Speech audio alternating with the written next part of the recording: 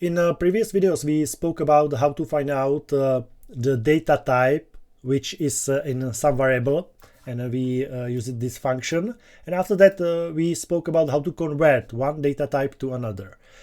Maybe now you are not convinced that it's something what we can really use in our code, right?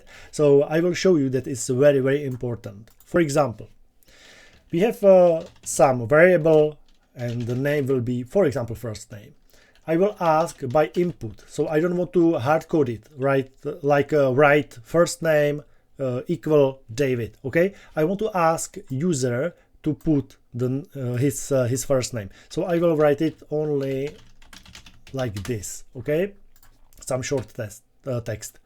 So we will ask user, he will write something, for example, David, it will be stored in first name, and I would like to print data type of the first name, okay? So I guess, what do you mean? What will print it here? Usually people think that it will print string, right? So we will see. I will run it, first name, I will put it here, for example, Harry, press enter, and I can see that it's string. It's normal, right? It's usually what we expect, that first name will be string, because first name is usually string, right? It's not number, it's not boolean and things like that. Okay. But now I would like to ask the user about his age by input. So I will write age and something like this, and I will print type of age. Okay, so it's absolutely the same. I will clear it, I will run the code, and here age, I will write, for example, 35, hit enter, but here is a problem, because it's string. Why it is string? Because input give you back string anytime. It doesn't matter if you ask about first name, second name, age, weight, height, and whatever. Okay, anytime you will receive string from the input. Okay, but here it can be a big problem, because, for example, you suppose that the age is a number, right? So you will do something like this. So if the age is number, you can do some math, right? So for example, age plus 10. Okay, but now if I will run it, I will put here, for example, 35.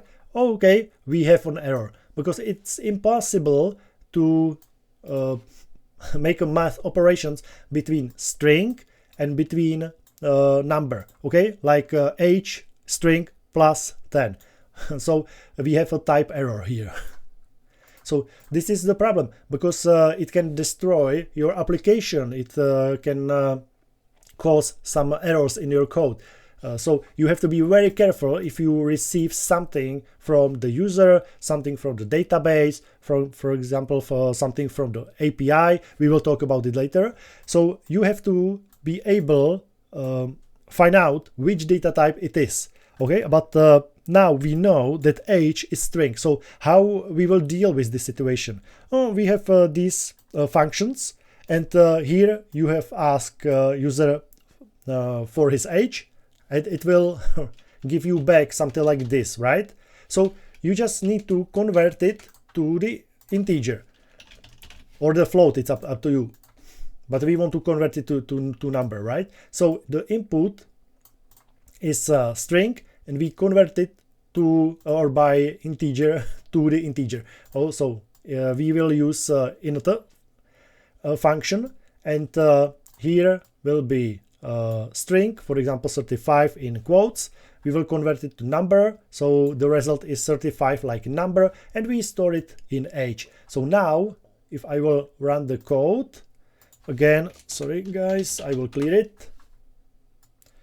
So I will run the code, age is 35, and now you can see no errors, because age, the data type is integer, that's okay, and we have the result, because you can do 35 plus 10, because both are numbers, so it's absolutely without problem. So do some math, okay, some addition, subtraction, division, or divide something, and so on and so on. So some mathematical operations. Okay, it's absolutely okay. So here is so this is a very important concept in programming. Okay, and we will practice in this situation in the next video.